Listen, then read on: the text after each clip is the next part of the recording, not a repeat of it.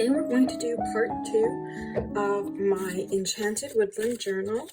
If you haven't seen how I made the cover, which is this here, I will link the video below and if I remember up there somewhere. So today we're going to finish it off and I'm going to line the inside cover here, and that way that will be complete. I'm going to be binding directly into the spine with a decorative binding that I haven't tried before, so that should be fun. Hello! And I'm going to be choosing the inside pages for the journal. So I'll be making the signatures, and then once I've decorated it, I will do a flip through in another video.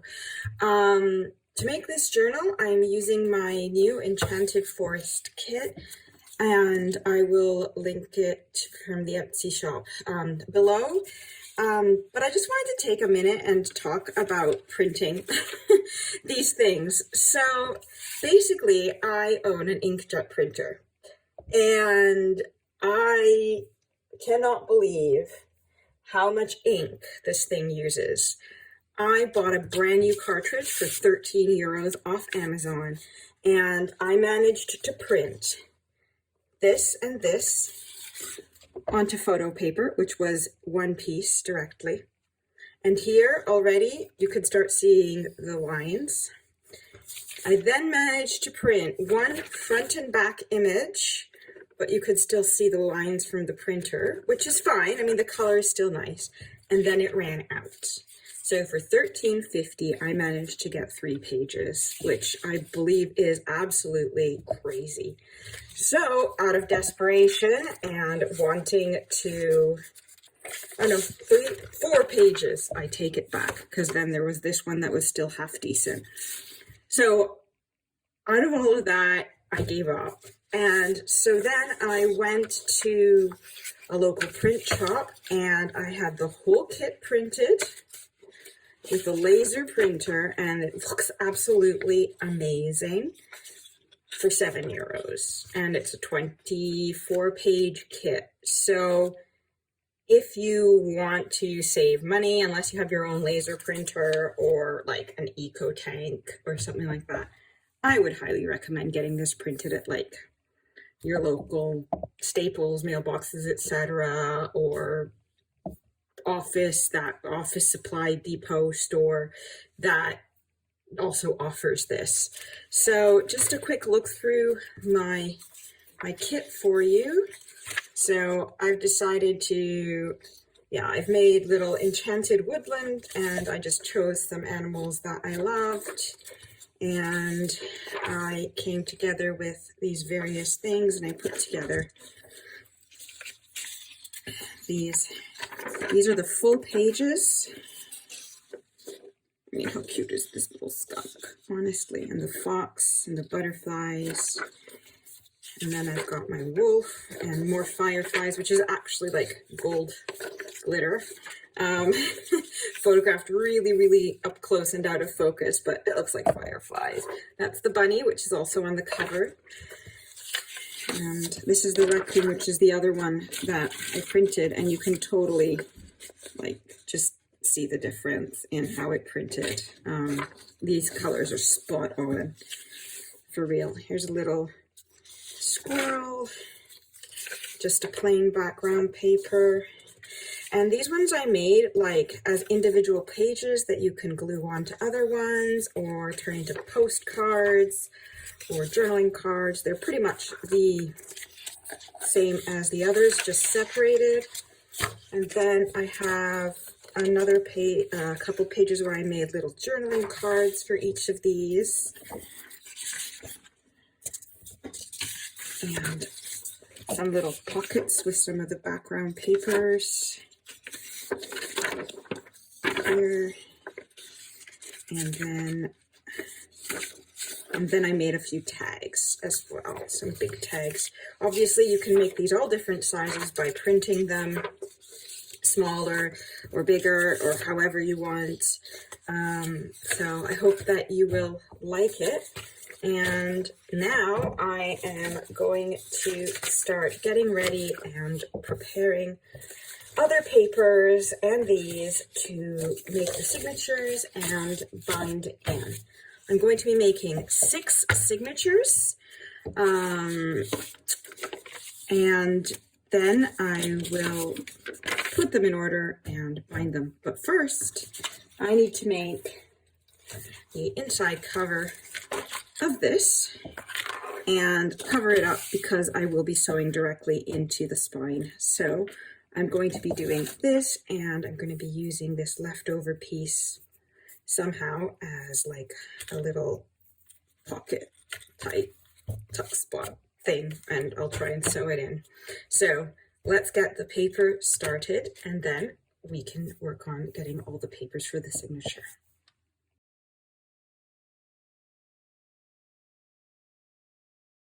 I just wanted to go back in time to a couple of weeks ago to show you how I made some of the green pages that you'll be seeing in the book. After my food coloring fail in attempt to making green pages, I decided to give it a go with watercolors. So here I'm just preparing my A3 paper and cutting it with the grain in order to make A4 paper. And I've just mixed a bunch of different green paints, watercolor paints together to get a dark green look. And I basically just brushed them on, threw on some leaves and stencils and fabric just to get different effects. And then I just left it to dry, and that's pretty much it. That's how I managed to achieve most of the green papers. So now back to the cover. So in order to make the inside cover page of my book, I took a piece of that Fabriano smooth cardstock paper that I found at the secondhand shop. I marked the size of the book and then cut the cardstock to size. So once it was cut to size, it was time to paint it. I just used some different Liquitex acrylic paints that I had on hand, 2 different greens, some aqua, some blue, and some white. And I just messily dabbed on the paint, painted it on, and I did occasionally have to spritz some water on it just to help move the paint around, but mostly I did a dry painting technique for this. And then after that, I threw in another element to add even more texture. So what I added was some of the infusions from Paper Artsy. This was the Green Man infusion, and I overdid it definitely with the pigment. You really do not need a lot at all. So yeah, you'll see what happens. So basically you just sprinkle the pigment down, and then you activate it by spritzing it with water, and then you can move it around a little bit, and you'll see how all the different pigments that are inside of it blend together, and they add multiple colors and a lot of depth, and you never really know what's going to come of it. Which is what makes it so fun, I guess, to play with.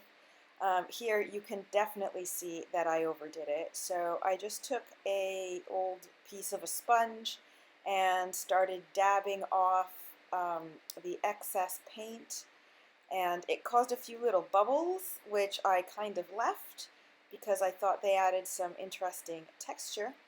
And then just to speed up the process, I used my heat gun to finish drying it all. Okay, so I've more or less prepared my signatures. I have these, some of these are, where are they? Back to front, where I'm going to be gluing and sewing them together and trimming them down. And these ones are more or less ready to go. I just have a couple pages that are still tea staining because I had to tone it down. The inside cover seems to be ready, and I just absolutely love how it turned out. The texture just makes me want to just reach in there. I'm so excited. So now I am going to line it up, crease it, so that it's ready to glue in, and then I'm going to just sew in the pocket once I find it. There it is. The pocket before I glue it in and press it. So let's do that.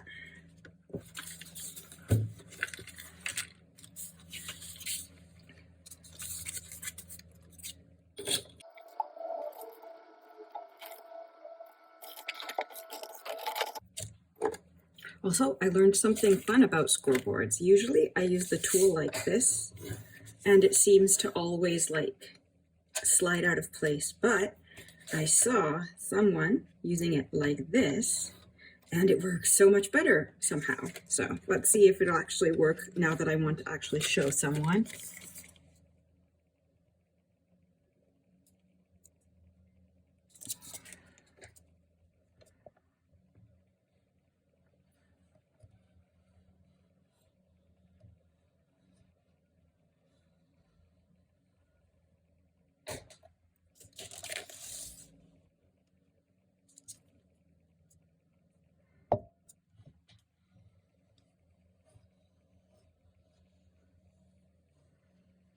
There we go.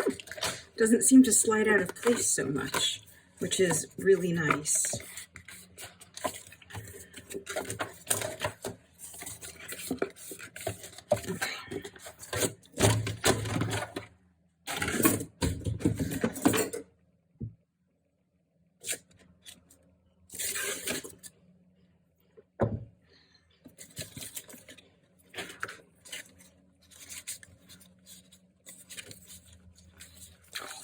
So nice. So nice. Okay. Let's see how we're going to do this. I think I can just I'm just going to now take it to the sewing machine and sew just the edges here.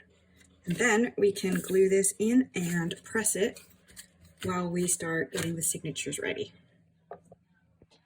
Okay, so I have sewn on the pocket, and now I am going to glue this in, and then probably just for safety, I will run it around the sewing machine one more time just to be extra sure that that it stays put, since this is quite a little, it's a flexible journal, so I can already foresee it's going to be quite full with lots of texture and layers in it. So let's get started with that. I'm just going to use my PVA for this. Once I find my brush, I guess this will do for now.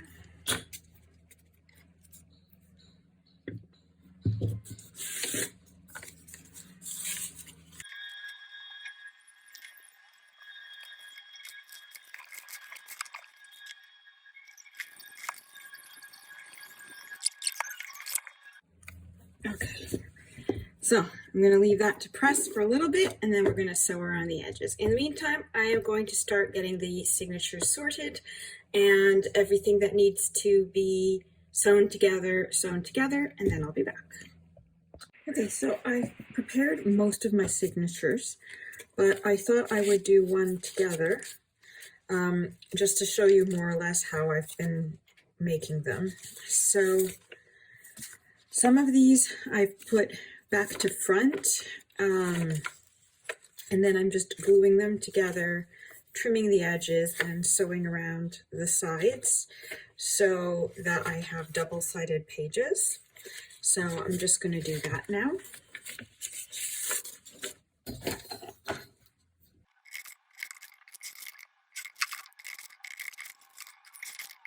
Go. Now I just use a glue stick to tack them down a second while I get ready to stitch them.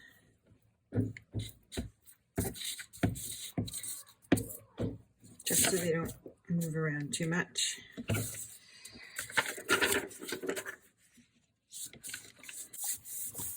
Okay, now I'm just going to take it to the sewing machine and run quickly around the edge, and then I'll be back for the next step. Okay, so I've given it a quick sew around the edge. So now I'm just going to use this one. Give it, just ink the edges a little bit to darken it.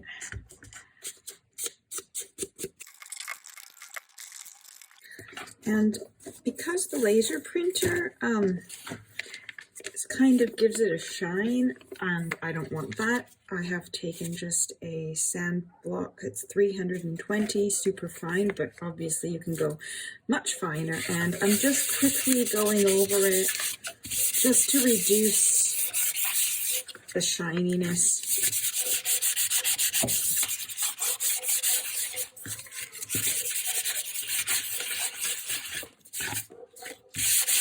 Kind of dulls it down just a little bit, not too much, but a bit. So that one is done, and next thing I've been doing is sewing on a piece of fabric, like a tab or some lace, or some other bits, onto one of these pages. And then on some of them, I've put an envelope in the middle, which I've opened up completely so that I can sew it in. And then once it's sewn in, I can just re-glue it all closed and stuff again. So first, I think maybe I'll do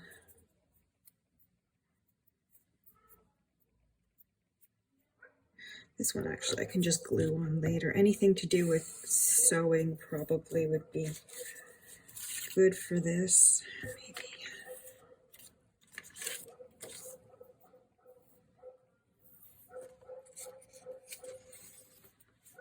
a bit on this one.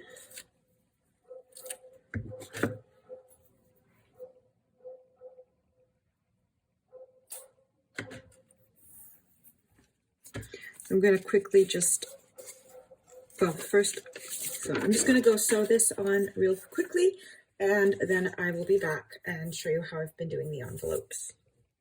Okay, so that's done. So now I'll show you what I've been doing with these envelopes. So I've been taking these little ones here and just tearing out one of the images and then basically just distressing it a bit and gluing it on top and then sewing it on. So I think I like a little fox for this one. So I've just used my ruler to tear it off and down to size so that it fits on the envelope.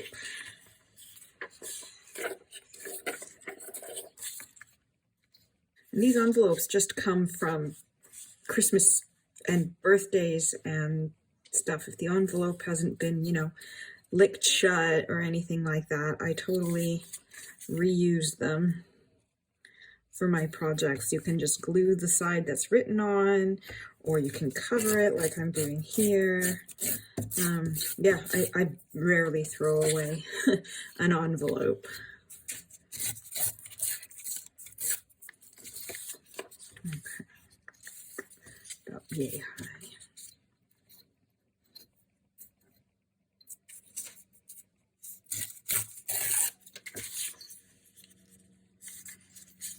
I think that looks good. Just give this a little.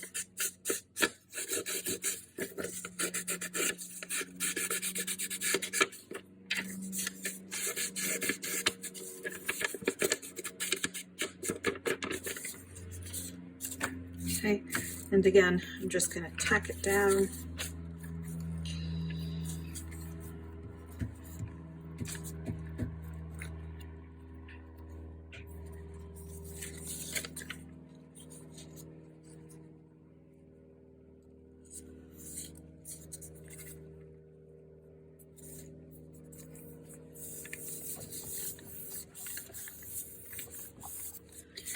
press it a bit.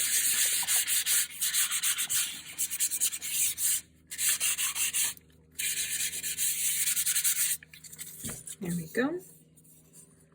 And then we are going to just, I'm going to go sew it, and I will be back again. All right, so that's been done. I just did a little messy stitching, and now I'm just going to do the edges of the envelope. And then after I've sewn in all the signatures, I might decorate it a bit more. I might add a closure. But I will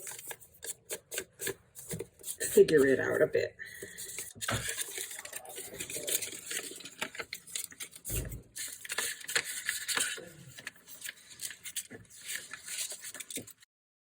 Okay, so now that all the signatures are ready to go, it is time to bind them in. So this is the mock-ups that I've done of the type of binding I want to do. And I've already prepared and pre-cut a template to use, and I decided to add graph paper just to make it a little easier to make sure I have straight lines on this one, because I feel that the design will probably require a bit more meticulous attention. So right now I've decided I'm going to measure out 6 rows for the 6 signatures, and then I've decided to make the spaces about an inch apart from each other, so that we have enough space to go down and create the leaves, let's say, of my plant. I don't know what to call this binding. If anyone has any suggestions, please leave a comment below, and I'm happy to give it a name. It's basically a decorative chain stitch, but I'm not sure exactly what to call it. So here I'm counting up the squares so that I can find the middle, and in this way I can make sure that I have 3 equal spaces on each side of the middle. I've left a little bit of a gap in between the 2 sets of 3, just to kind of let the visual of the leaves appear. And as you can see, I did screw up a few times. This is why pencil is the best. And then once I was sure of my distances, I marked them on all the lines and then used the colored marker to mark the intersection points, which is where I'm going to be punching the holes.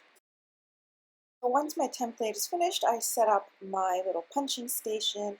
I marked the top of the template so that it would match up with all of them, and then I clipped it into place just to be extra sure that it didn't wiggle around using some bulldog clips. I'm trying to be a little bit more mindful when I'm binding my journals in the future now, because yeah, I'm a very sloppy artist, and this way I just want to be a little bit better.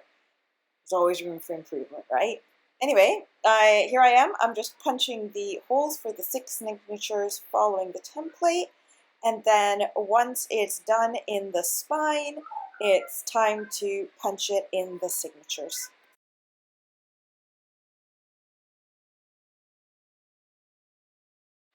Okay, so with the spine done, it's time for the signatures. You'll see that I've numbered my signatures. There's a reason for this, which I will explain in a little while. I highly recommend that you number them too for this kind of binding, because it's not done in a certain sequence, and I'll explain more later. Anyways, here I am. I'm making sure I've lined up my holes. With the envelope, as you can see, you have to make sure that the base of the envelope is lined up in the middle, and you hold it steady. I've used some paper clips to make sure it doesn't flop around too much, especially for when I'm actually binding. It is a bit finicky, as you'll see when I'm actually doing the binding part of the video. But, you know, it's worth it in the end. I think it comes comes out looking pretty cool. So here I am just going to show you an example of the first two signatures punched, one with the envelope and the other one just with the normal page in the middle, and then it's time to actually getting the binding started. Okay, here we go. So basically, this isn't a difficult bind, but it is a bit finicky and it's not as traditional. So basically, what we're going to do is make a chain link stitch.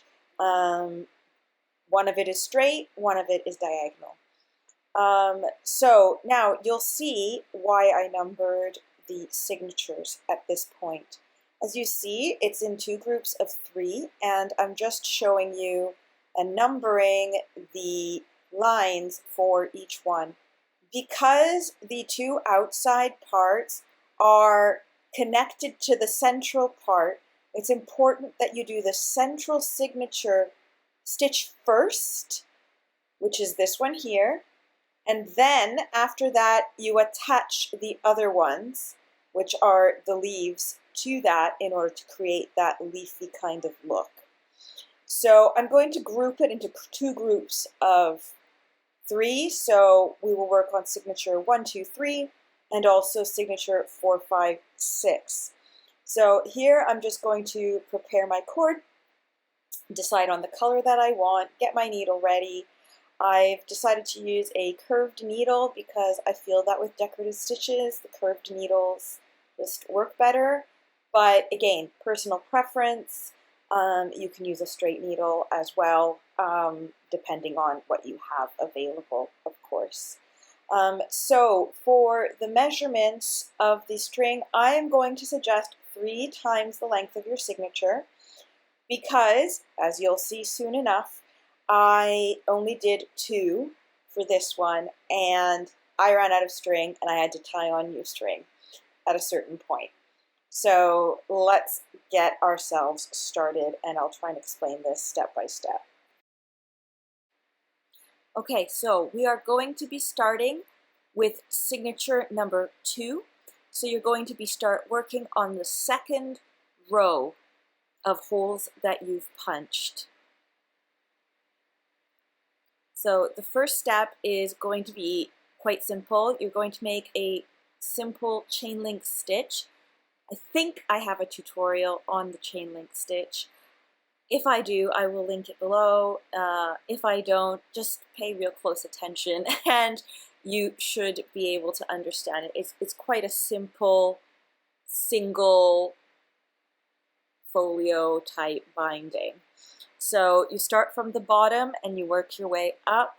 You go out from the inside of the signature to the outside, and then you go up 1 sewing station, so up 1 hole, go back in through that hole, and then back into your signature, and back out the first hole. So basically you've made a full circle with your thread, and that gives you the double lines of the stem to start with. So now you're going to go right back in to that second hole, back inside your signature, and then you're going to come out from the third hole going up. So you're just moving and weaving one more step forward. So here's the hole, and now we're going to poke it through and come out the other end. And this is where we are going to start making the chain link, so to speak. So once you've made sure and you've pulled everything through and you've got a good tension, what you want to do is take your needle and go underneath the loop from below. So it's a lot easier if you don't have fabric attached to it that the needle likes to grip, because here I had a little bit of a fabric issue and I had to lift it. But if you loop underneath and go under both strings, so both threads, and then you pull up again, you will see that you'll have the double stitch, which is the chain, and then you go right back into the same hole you came out of, and basically you are repeating this entire process the whole way up to the top.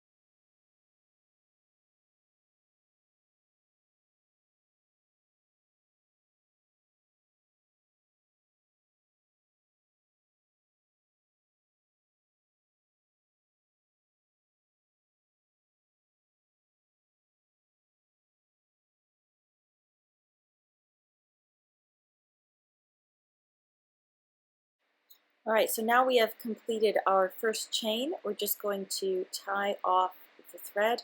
I use a double knot, and if you pull in the direction that you're sewing, you tend not to rip the paper, and you're also able to slide the knot in right at the end, and it takes up less space, and it looks a little neater that way.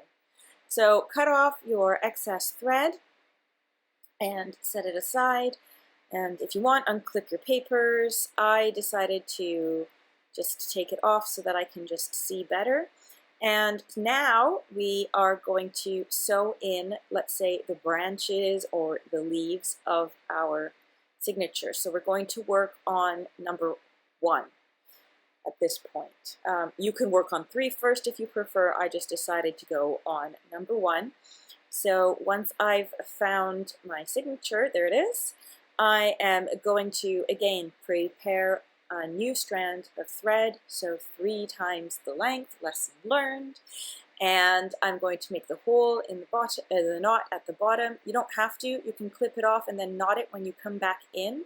I did a little bit of both throughout the entire process, and then we are going to begin in the same way, but with a bit of a twist, and I will explain that as we go.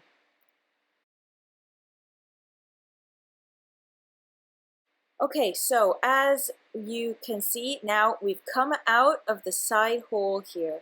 Now we're going to make the chain link, but from the side. So you're going to come around from the back of the bottom of the thread and loop in under it, trying not to catch the fabric like I was trying to do. And you're going to pull it taut, but not too much. You don't want to rip anything. You're going to pull it taut, and then you're going to go back into your hole and back into your main signature. In my case, with the envelope, you'll see it gets really finicky. It slides around everywhere, and the flaps are all over the place, so you have to be patient. I just made my life easier, and I came in through the spine and then poked it in separately. As you stitch and it gets more secure, the holes line up better, and it's a little bit easier to get it to go where you want it to go, in the right holes. So once you have come in through the middle, you're basically going to be repeating the same process, but at an angle. So here you've come out the second hole just like you did the first time, but this time you're going to go down at an angle like I said, and because you already have a loop at the bottom, so 2 loops, what you're going to do is go around 2 loops. So first you're going to go through one, through the other, and then you're going to pull up and complete the circuit in the same hole you came out. So here I'm just going underneath the first one that I made, which is, let's say, the base of our stem. And then after that, I'm coming out from underneath and going in through the loop of the second one, so the straight central stem, let's call it. And then I'm coming back out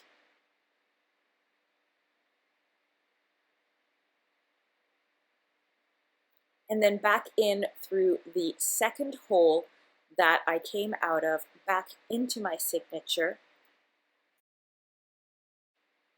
and then out into the next hole. So you're going to go out again on the third hole, and we're basically now going to repeat the basic chain stitch. So you don't have to loop around 2 threads anymore. You just have to loop around the bottom of the central thread, so of the stem. So you're going to, again, do what you do in a normal chain stitch. You're going to come down to the one beneath it, loop through and under it,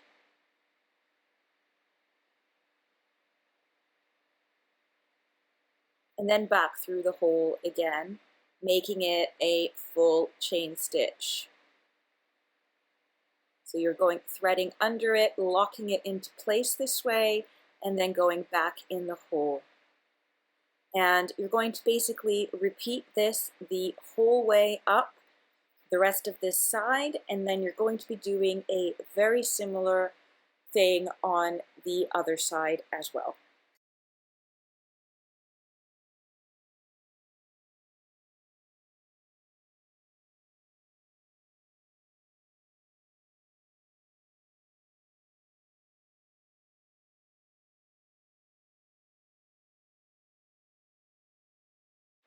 So having finished this side as well, it's time to do our double knot and tie it off, cut off the excess, unclip everything. I have decided that I'm going to reclip the envelope just to stop the flaps from getting in my way while I'm working on the other signatures.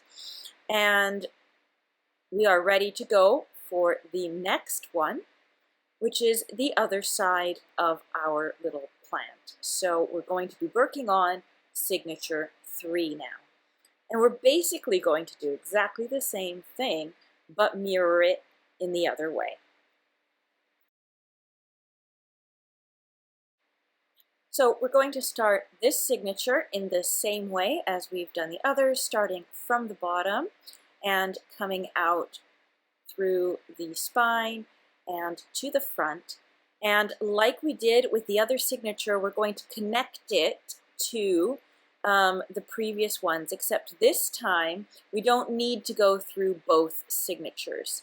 Through both loops. So you just need to go through the main stem loop, let's say, and just pull it through there, and it will secure itself fairly well because it has all of the tension from the other pieces. So at this point you go back inside, and you're going to continue doing the same thing for the rest of this side, coming in from the top, going diagonal, looping around to the bottom, and then back inside the signature, up one sewing station, and again until you've hit the end of this one as well.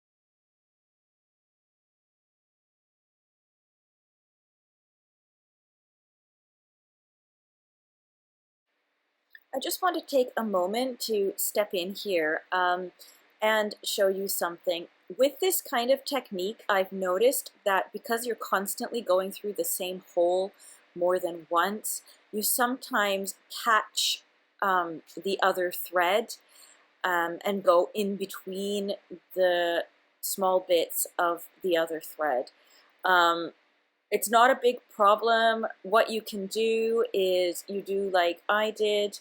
You come in and you take the needle off and you carefully pull the two threads apart. Chances are you've gone in the middle of the other one, so if you can find the end of your main thread that poked through, you can gently pull it out and pull it taut again, and everything will straighten, and you can just rethread the needle and keep going with what you were doing.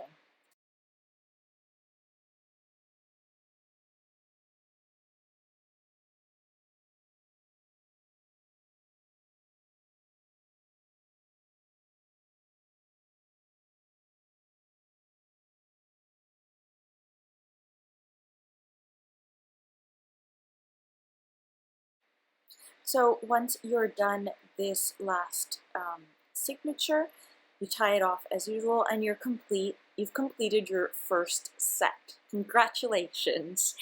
Again, I'm just tucking the envelope back together again. And in this way, you can see now that you have your little plant and it looks really, really cute. The next step is to do the second set. So you're going to start with signature 5, then do 4, then do 6, or 6 and 4, whatever works for you. So I sewed the next set of signatures on off screen, but you can see what a nice little pattern it gives. So as I said, if you have any ideas of how I should call this, just let me know in the comments below and I'll rename it. For now, it's a decorative chain link pattern. So here we have the completed sewn journal, and I was thinking that this time around I might make a video of me decorating this journal as well, because usually I decorate it all off screen and then just do a flip through straight away. So I think that just to change things up and to see how I also decide on how to decorate my journals and all of that, I think I will make another video of me decorating it and then finally the final flip through. Thank you so much for joining me. I know it's been a long one today, and if you're still with me, thank you again. If you'd like to see how this turns out, please make sure you subscribe to the channel and hit the little bell icon. Thank you so much and happy crafting in the meantime. Bye bye.